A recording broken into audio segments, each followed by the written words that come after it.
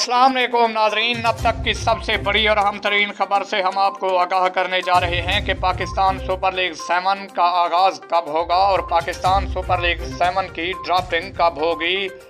मुकम्मल तर तफसील जानने के लिए इस वीडियो को एंड तक ज़रूर देखिएगा। लेकिन उससे पहले अगर आप हमारे चैनल पर न्यू हुआ हैं तो हमारा चैनल सब्सक्राइब करके घंटी के बटन को प्रेस कर दें ताकि हर आने वाला न्यू नोटिफिकेशन आपको मिलता रहे। तो आपका कीमती वक्त ज़ाय के बगैर चलते हैं आज की वीडियो की तरफ और आपको बताते हैं कि पाकिस्तान सुपर लीग 7 का आगाज़ 27 जनवरी से नेशनल क्रिकेट स्टेडियम कराची से होगा।